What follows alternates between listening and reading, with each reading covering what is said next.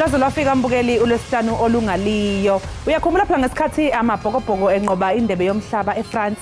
Umengameli wezwe wamemezela ukuthi ke lapha eNingizimu Afrika ngomhla ziyi-15 okuwusuku lanamhlanje kuzoba yiholide. Yilona holiday lelike lanamhlanje. Sidla iholide lama-Springbok. Kumatasa-ke endaweni eziningi abantu bayehlaba yenyuka. Omunye nje ngimuzwe ethi bona bayavala namhlanje. Hayi cha uyajabula dade. Thina nje selokho silapha. Futhi inkosi yami sifika ngovivi lokusa iningi lisalele. Sawubona mukelo ohlelo Ekhaya Jikelele igama lami nguNonxolo wakwamwali ihlaba ngaleli mhlophe qwa. Intokazi yale ondini esishamthetho sesifundazwe esidala ngihamba nokholosa wakalubisi uMadlungothi. Wanchoka mnandi. Nqangane intsibazayo. Ngaletsasa ke yangoLwesihlanu siza kuwembukela imisili phezulu ngokuba kaloku kwelethu icala akho kwamakhiniba namikhinqi xa kufika ekudidiyeleni nasekunilungiseleleni kaloku uvimba wendaba kwaye ke siqiniseke ukuba sivundlisa isizwe. Nanje ngokuba ke sezichwechwela kwimpelaveki asinje siphaca senza njengasiqhelo siniphathela ononi nazo zonke ezisemdleni woluntu. Xa sijonga ke elinye lamanqaku esiza kuphathela wona namhlanje avuliwe amanxweme bevaliwe pha kwiphondo la KwaZulu Natal. Sikhona isimo sezulu, ikhona imidlalo. Bukeli kuzoba mnandi uFriday namhlanje njemlo ke ukholosa kalubisi uMadlungothi uMazipho uMamshukuma umazondwa ngezinto zakhe le inkanyezi. Bukeli masijonge eziphala phambili kule yure.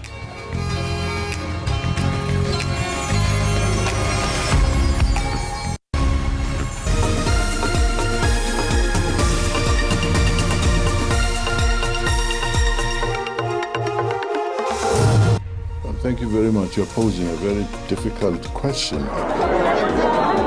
Usekela mongameli wombutho wamaqala eANC uba uMavuso Msimanga urhoxisile ukushiya kwakhe kwiqela elilawulayo leANC.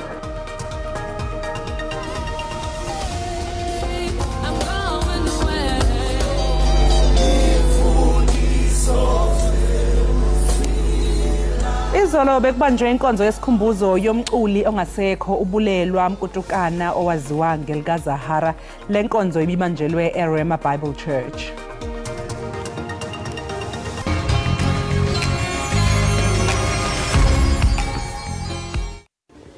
Lutshani nginguleno sigusheshelo umkhatsho ikwekwezi FM emthonjeni 9 to 12. Siyakwamukela ehleleni elitsha likamabonakude lendaba ezinabileko Ekhaya Jikelele. Sikhamba nawe noyomsebenzini uthinge esikolweni konke okuhloka kuyokuthola zamba nje siphuma phambili indaba siqahe ngezemidlalo ubujamo bezulu ukuthi na uphuma ekhaya wazi ukuthi umbathe njani. Konke okuhloka ngelimi oluzwisisako la ku SABC News.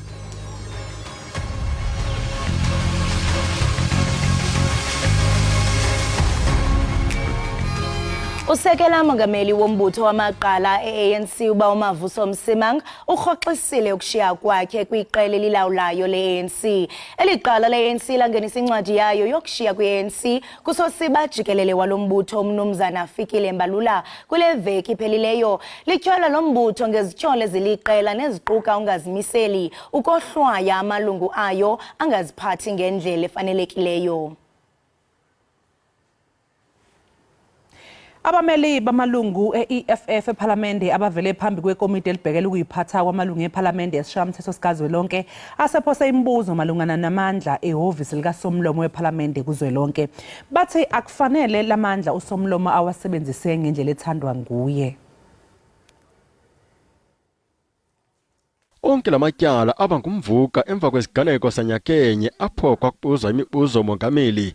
Lamalungu eParliamente mathathu ebejambelene namatyala okungathobeli iParliamente nelokudala mbhodamo kule ndlu. They certainly took part in the disturbance. The disturbance and the disorder, from what we heard in Mr.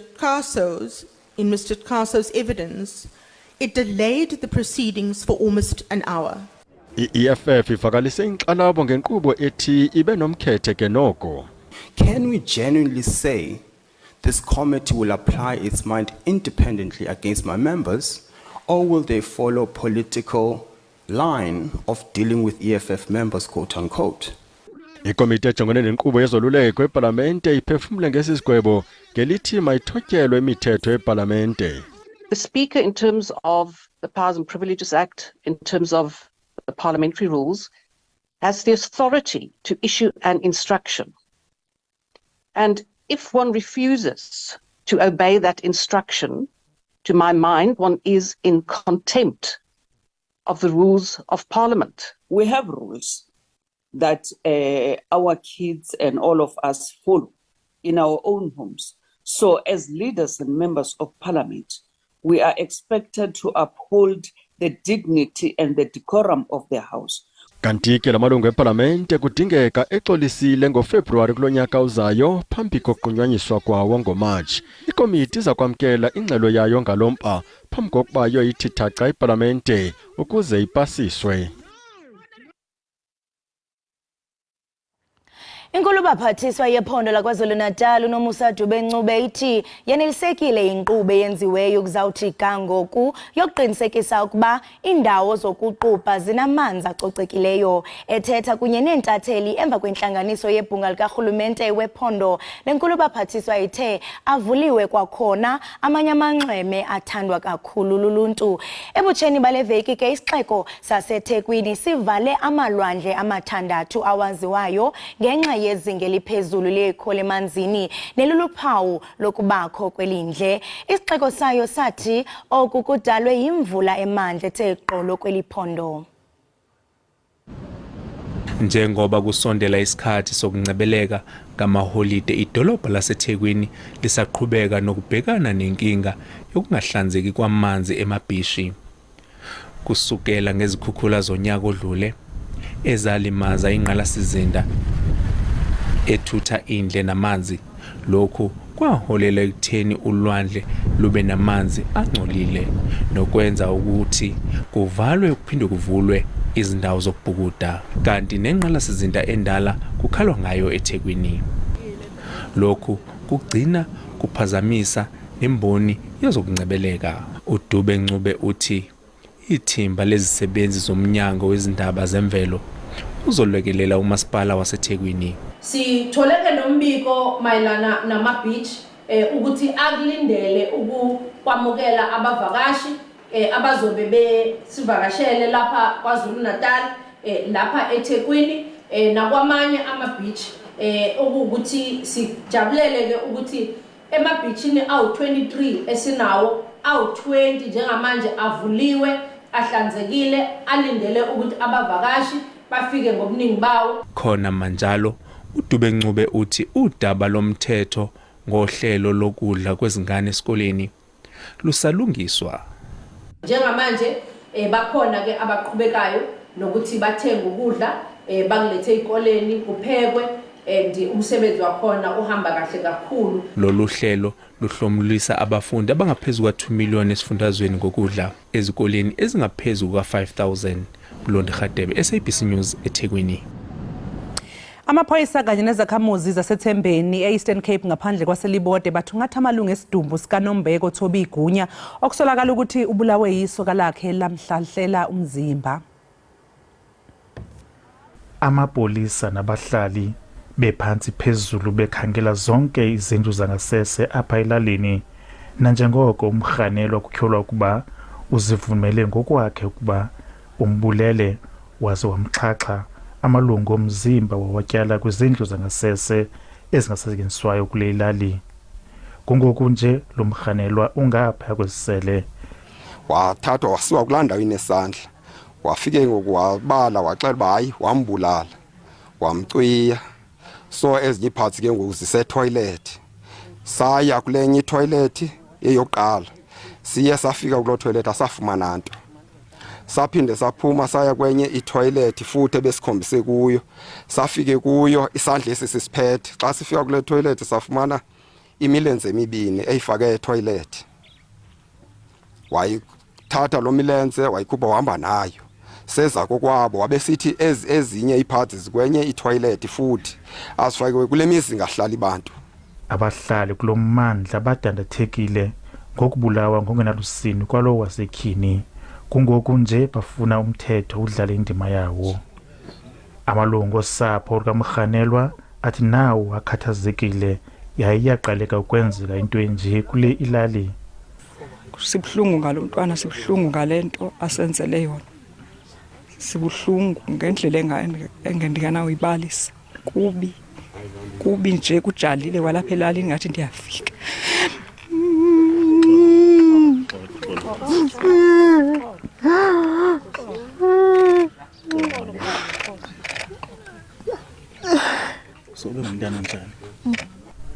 Umkhanelwa kulindeke ukuba avele kwinkundla zamatyala ngekudala ndinkululeko unyembezi weendaba ze-SABC elibode.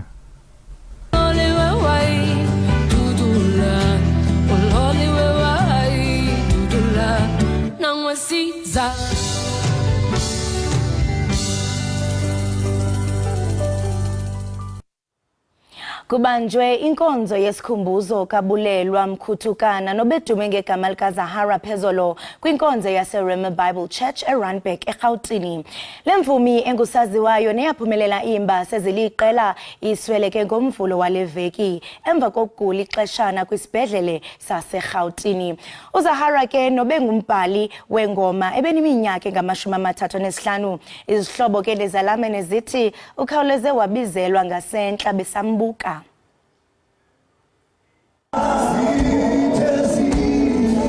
Kukhaliswe ingoma uninzi esele lizixolisa ngazo kwelinxeba linzulu lokushiywa ngubulelwa mkhuthukana nobesaziwa njengoZahara xa bekuza kuqala inkonzo yakhe yesikhumbuzo eGauteng.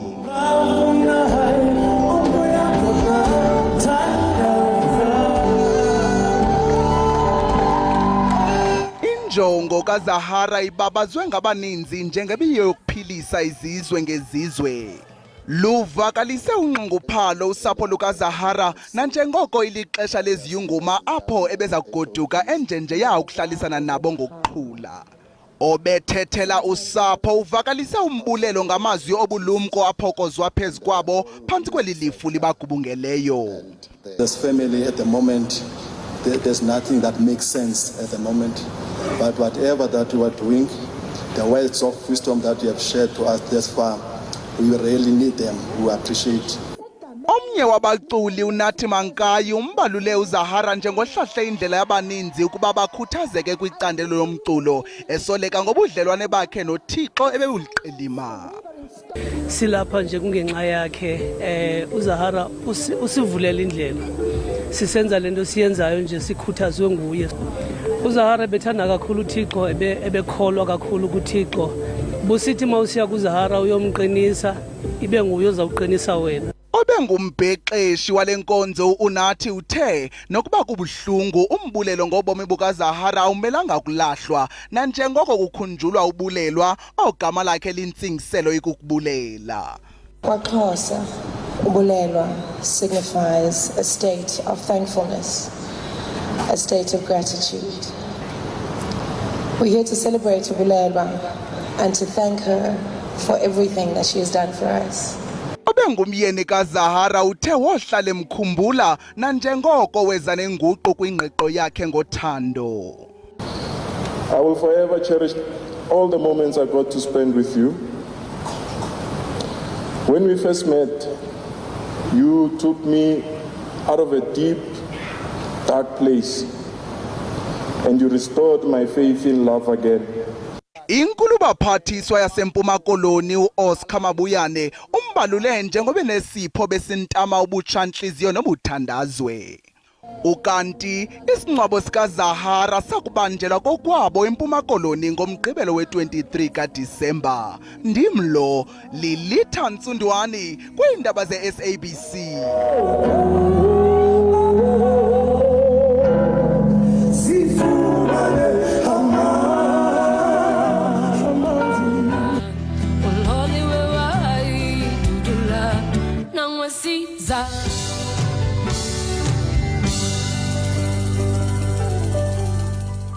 Kanti ke mbukeli mangabe siqhubekela phambili njengoba sesifikile nje isikhathi ke samaholide okuphela konyaka iziphathimandla ziqinise ezokuphepha ezifundazweni ezahlukahlukene njengoba kulendeleke ukuthi unyuke nomthamo weimoto emgwaqeni. Kweli xesha lonyaka umthamo wezithuthi uyenyuka ngokuthe chu apha eFreystata. Isebe lezothutho nokhuseleko loluntu lithi liseke isicwangciso abangenakusichaza esidlangalaleni ngeli xesha leziyunguma. We are also going to change even the times, because we have realized that people are targeting 6 o'clock to 4 o'clock that will be having traffic officers. Now we are going to change the schedule, and this is what we agreed upon, that we are going to change even the schedule of traffic officers on the road. Kwelinye icala kwalapha eMpumalanga kodwa eMbombela ukuqhuba ngokungakhathali ukuqhuba phansi kwempembelelo zotywala nezithuthi ezingekho semgangathweni akusayi kunyanyezelwa. They must ensure that their cars meet all the necessary standards when they come to this province, because if they don't, they must know that we are going to put their car in a special place. Kanti kumasipala iNelson Mandela Bay amagosa ezendlela amisa izithuthi eqinisekisa ngokhuseleko. Silapha ke sijongene nokulwaphulo emthetho ezindleleni, ukuchekisha i-firearms ezingekho semthethweni, ukuchekisha i-suitability yo-driver abaqhuba imoto ngaba balungele oko na. Okugqibela ukuchekisha basuka ngaphandle bangakho semthethweni bangabe basebenzisa le ndlela apha e-Auto Road.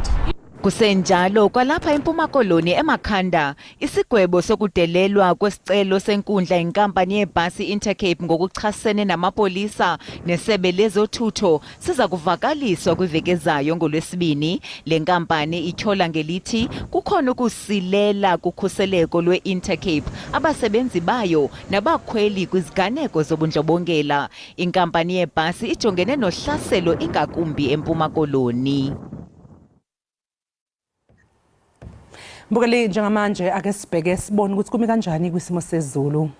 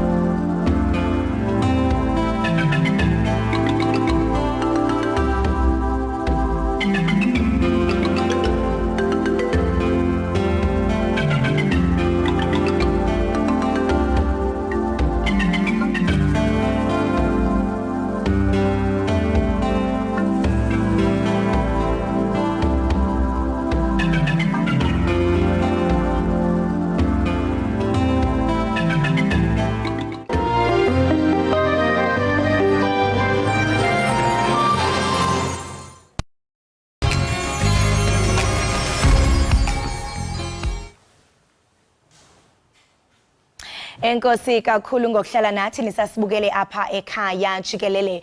Bukeli ke njengokuba kuqala iholide zehlobo kulindeleke ukuba abantu ke bathontelane besiya kwiindawo ngendawo, abanye ke bajongise kumazwe asebummelwaneni. Xhaphakile ke into yokuba kubekho uxinana kwezithuthi kumntu phakathi koMzantsi Afrika neZimbabwe iBay Bridge kwiphondo laseLimpopo. Ngamanye ke amaxesha imoto zifola iintsuku ezimbini zingagungqi, abakhweli ke baphelelwa ngamanzi emzimbeni balambe kwaye ke ngamanye amaxesha bade bafe isiqaqa. Kuva banzi ke ngeenkqubo zeqela elijongene ngemida kweli i-Border Management Authority siqhagamshelana nosekela mkomishanala weliziko uGeneral David Chilembe. General David, masikubulise sikwamkele inkqubeni, simambe ngasibini ngokuba wenze ixesha kunye nathi apha ekhaya Jikelele. Angibingelele msakazi, ngibonge futhi ithuba osinikeze lona ukuthi sikwazi ukuthi sichaze zonke izinto esizenzayo kuwo wonke amabhoda esinawo eNingizimu Afrika. Ngiyabonga. Enkosi kakhulu. Njengosekela mkomishanala siyathanda ufumanisa into bana intoni eyabe kanti ikhokhela kule ngxinano na njengoko kaloku into esihlala siyibona isenzeka minyaka le. Ngaphambi kokuba sibuze ngezisombululo ungakhe nje usixelele unobangela wale ngxaki kuba intoni na? No, ubangela wale ngxaki ukuthi every time kulesikhathi kuba khona abantu abaningi imoto ama-truck amabhasi afika ngesikhathi esifanayo uma befuna ukuya emakhaya abanye kungabavakashi abaya kumazwe esihlobene nawo. That is what the cause of the problem, and also ama-border lawa akhiwa kudala ngendlela akhiwa ngayo akazange akhelwe ubuningi lobo obenzekalayo manje, because okwamanje akubona kuphela abavakashi abahambayo kodwa sikhuluma futhi ney'nkampani eziningi ezihambisa either ukudla zihambisa ezinye izinto kulamazwe lawa esihlobene nawo. Njengoba ke lo mda ophakathi koMzantsi Afrika neZimbabwe niqinisekisa njani ukuba niyasebenzisana noogxa benu baseZimbabwe ngeenjongo zokuthintela ungquzulwano nemiqobo esihlala siyibona minyaka le?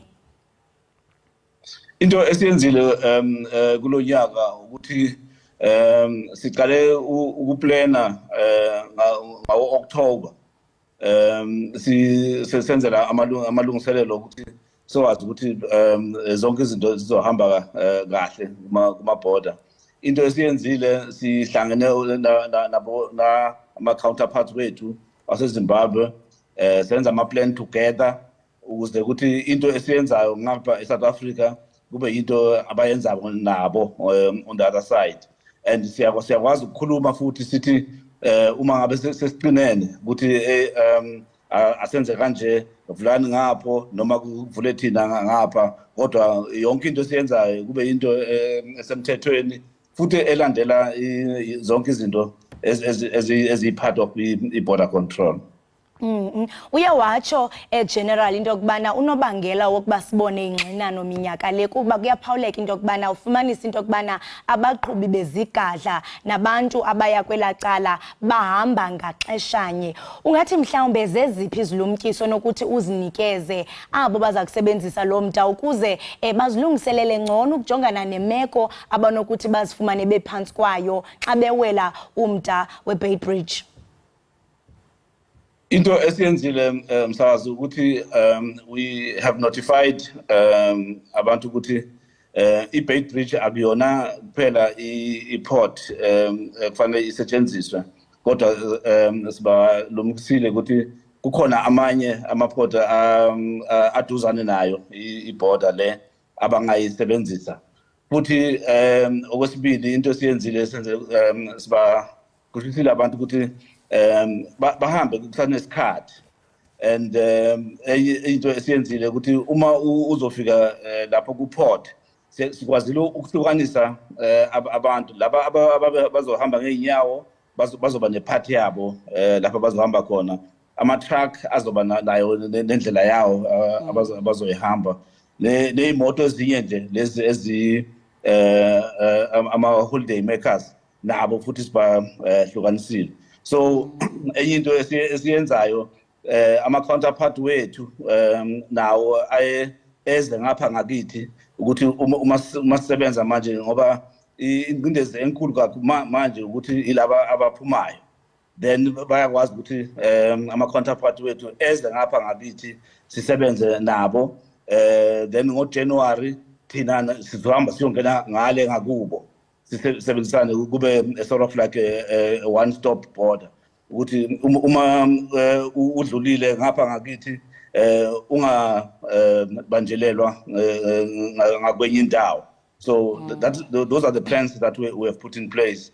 Enye into esiyenzile we have increased ama-officials sibuyise ama-officials amanye abuya kwezinye indawo sawa increase senzele ukuthi kuyo yonke indawo lapho kuzobe kusetshenziswa khona ama-passport lawo ma-terminals lawo abe nabantu abasebenza kuwo sonke isikhathi for 24 hours. So those are the things that we have done.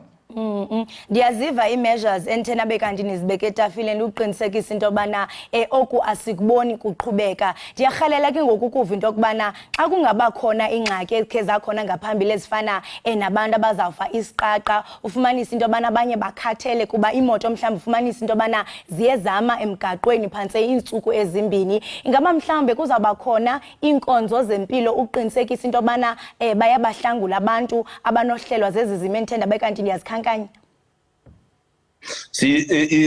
I-operation yethu sidivide kabili. Kukhona lapha sisebenza khona ku-corridor management. In other words, lapha umgwaqo oya towards the border. Kune-plan esiyenzele lokho kuphela ukuthi sizokwazi ukuthi kulezo indawo kuzoba khona inkonzo esizifakile lapho ukuthi ama-ablution facilities nezinto lapha abantu bazothola khona amanzi okuphuza zonke lezo zinto lezo sizenzile and safaka futhi nama-lights ukuthi ebusuku uma kumnyama kube khona ama-lights kukhanye kuleyo ndawo. Then amaphoyisa nalaba abakwa-traffic yibo abazobe be-manager leyo corridor which is towards the border post.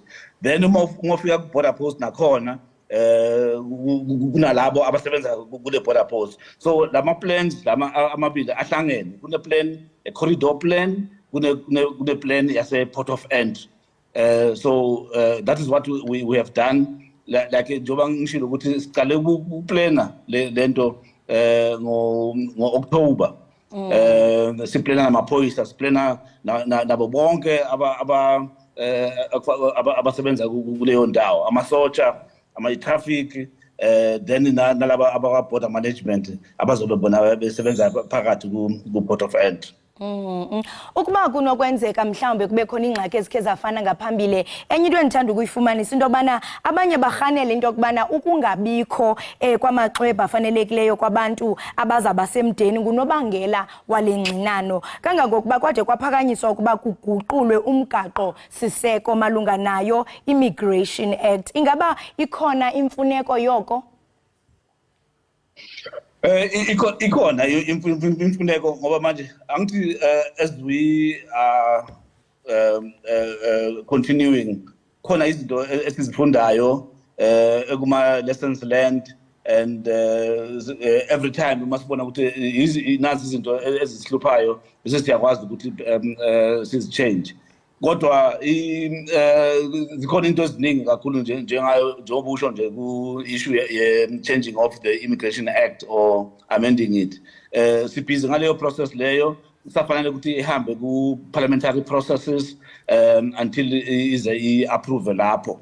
Kodwa on the ground currently we are not facing serious problems. Into esihluphayo manje ilento bekade ngichaza nje ukuthi amabhoda lawa akhiwa kudala akazange akhelwe le congestion or the high movement that we are facing now. That is why senza ama-plans ukuthi during this period si change some of the operational procedures ukuze sikwazi ukuthi abantu bakwazi ukuhamba easy, sikwazi nathi futhi sikwazi ukuthi i-traffic injani ezayo. We are always being kept abreast ukuthi kuma-highway sibona kunamabhasi, sibona kunama-truck, sibona lokhu towards your port. Then sikwazi ukuthi laba abasebenzi abakhona abalapha babe ready ukuthi sesiyazi ukuthi ngesikhathi esinje kuzobe kubhizi, kodwa kuzobe sibhizi ngamabhasi noma kuzobe sibhizi ngama-truck. Those are the things that we are doing. That is why ngithi i-plan le ihlanganisa i-corridor management. Uma ngikhuluma nge-corridor management ngikhuluma ngomgwaqo. like on a highway, we take traffic 100 kilometers away from the border. Sazi ukuthi nalapha kuma toll gate imoto ezidlulayo zingake ezidlulayo kube nama roadblock kube nayo yonke into ekwazi ukusifta the movement ukuthi singabi nencindezi uma sebefike lapha ku port of entry. Siyathemba into yokubana njingalwazi zonke izicwangciso othe wabe uthi thithaca nyena bekanti niplena ukususela ngo-October sizawuhamba ngempumelelo sibone umthamo usehla kulonyaka. Enkosi kakhulu ngexesha lakho, siyathemba into yokubana uzoba nobusuku obuhle. Siyabonga kakhulu kodwa futhi into esicela kakhulu kubashayeli nalabo abazobe beza kuma port ukuthi sicela ukuthi ba cooperate nathi babe nazo zonke ama document abalulekile kufuna ukuthi babe nawo and bakhulume nathi uma ngabe khona into ebahluphayo bakwazi ukuxhumana nama officials azobe khona ku corridor nalapha ku port of entry itself. Siyabonga. Ivakele njingalwazi insebenziswano ngamandla. Bukelike lo besithetha naye nguye unjingalwazi David Chilembe we-Border Management Authority. Nobesinabisela banzi ke malunga nezicwangciso zokunqanda ukuxinana kwemoto okuhlala ke kusenzeka kumda iBay Bridge phakathi koMzantsi Afrika neZimbabwe ngexesha leholide zohlobo. Kanti ke mbukeli ngoku masithi qhwi sithatha ivenkile kodwa ke xa sibuya uyayazi kaloku mbukeli into yokubana namhlanje yi-Friday ngoko ke sifuna uba khokelise kuyo le weekend sabuya ngayo umizamo masithi qhwi ngayindawo.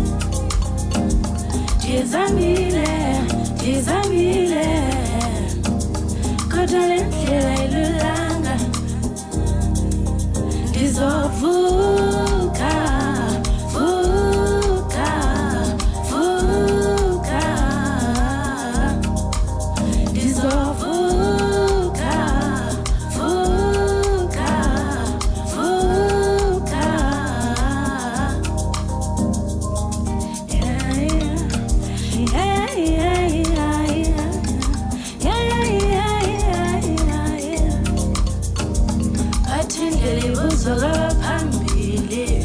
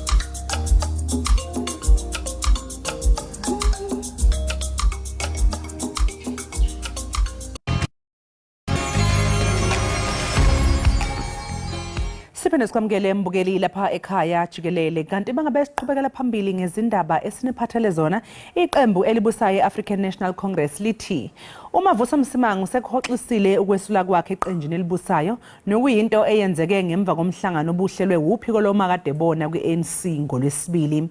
Ingabe ngempela yini ke lebibhunga kulomhlangano nanokuthi yini lena seyishayisa uMsimangu ungqimphotho wagcina ke sebuye eqenjini ukuthola kabanzi sixhumana nentatheli yezindaba zombusazwe eSABC uSamkele wakwaMaseko. Maseka sikubingelele ekhaya Jikelele sibonge ngesikhathi sakho.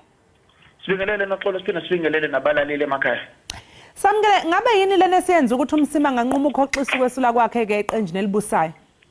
Asikwazi ukuthi uMsimanga izolo kulelisonto leli uhlangane nabaholi abaqavile nabaholi abaphezulu balo leli qembu akade bezama ukumnxusa nokumnxenxa ukuthi akhoxise ukusula kwakhe eqenjini njengoba abhala incwadi etshengisa ukuthi inkohlakalo idla lubi kulenhlangano ebusayo inhlangano ebusayo kanye futhi nobuholi bayo phezulu lokushaya indiva into yokuthi bakhiphe laba abadla imali yombuso beyehlise ngomlenze bengacabangeli abantu baseningizimu Afrika abadla imbuya ngothi nabantu layo baphinda futhi wakhuluma kabanzi ukuthi leli qembu libhekene nengqinamba lapha eningizimu Afrika lapho khona lingase lishulwe khona okhethweni likazwelonke ngonyaka uzayo.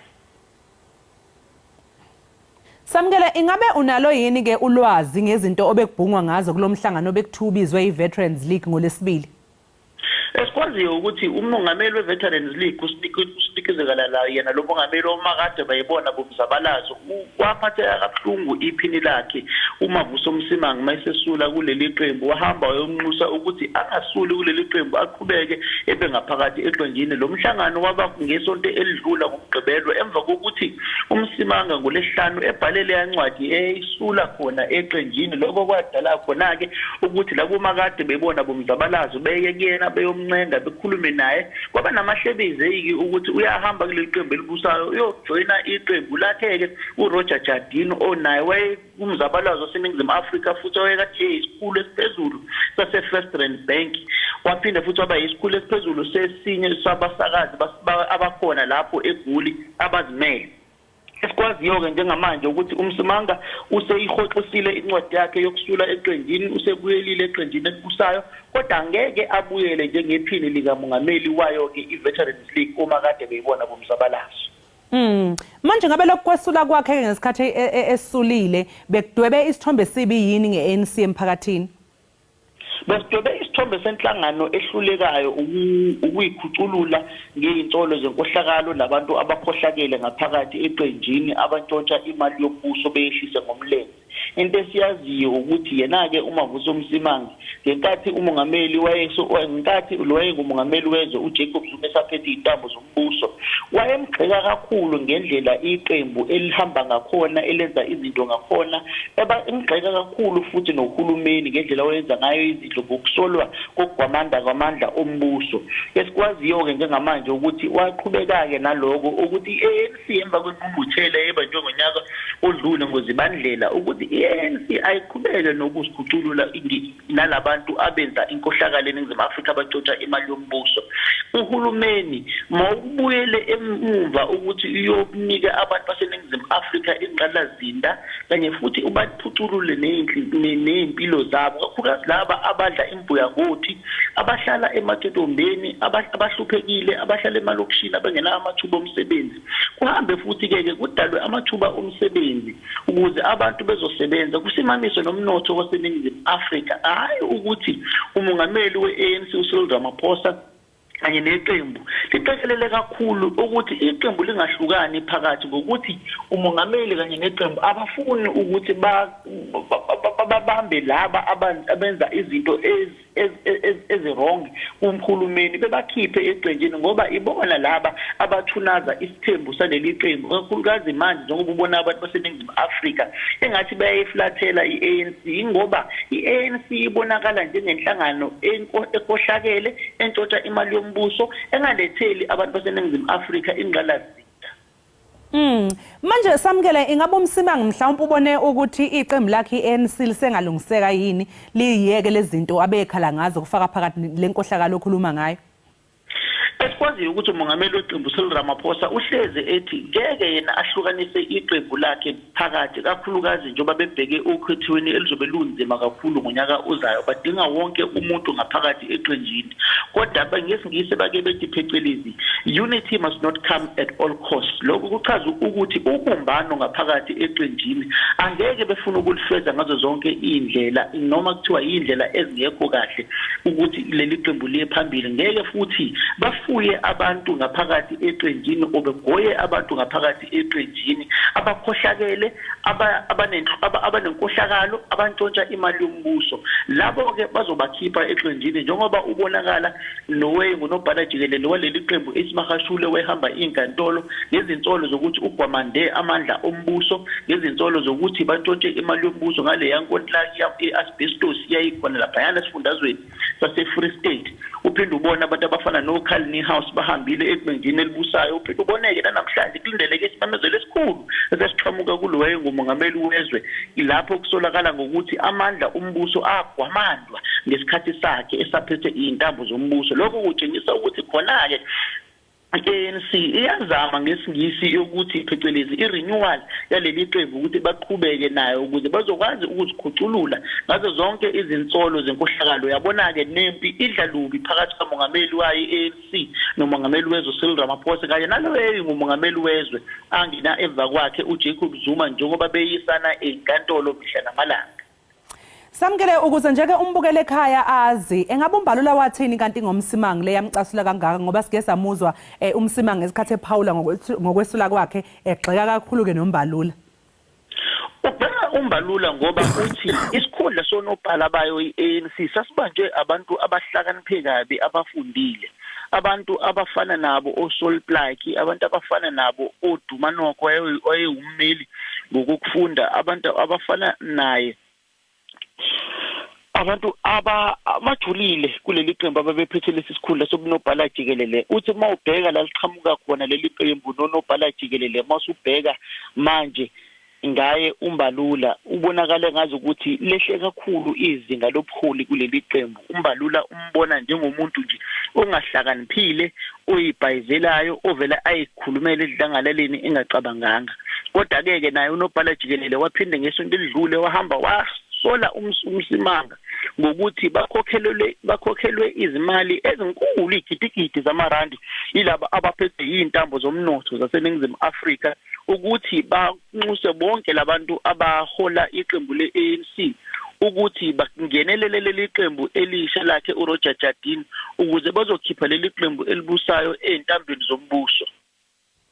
Samkelo siyazwa nokuthi akhona ke amanye amalungu ANC abemgxeka kakhulu kumsimango ngokwesila kwakhe eqenjini engabe ke wona lawo malungu abemgxeka ngaliphi? Akucacileke kahle ukuthi bemgxeka ngaliphi lokho asikakuboni kahle sizwe kulamasonto azayo mase siyakhona ukuthi kwenzakala kodwa esikwaziyo noxolo ukuthi lona leli qembu libhekene nengqinamba mase kuyiwa okhethweni ngonyaka uzayo ngoba abantu abakhona kuleli qembu njengamanje kakhulukazi laba bakudala ibona ke ababesho ukuthi leli qembu libhekene nenkinga ngokuthi kunabantu abantshontsha imali zombuso kuyena uhulumeni kumele bebakhiphe ngoba balithunaza isithunzi sabo uMavuso Msimangu yena omunye wabo wayekhuluma kakhulu ngenkathi uJacob Zuma esaphethe izintambo zombuso ngalezi zinto zazenzakala kuhulumeni nalo igxathu lalidlalwa yilabantu bakakumndeni wakagubutha osemabhizinisini kakhulukazi usebenza nohulumeni. Sibonga kakhulu ke Samkele ngesikhathi sakho sikufisele nje nosuku oluhle. Sibonga kakhulu noxolo. Lewo ke mbukeli besixoxisana naye uSamkele wakaMaseko oyintatheli yezindaba lapha eSABC osemkantshubomvu njengamanje kuzothi ke qhu eyitolo emva kwekhefu siyabuya.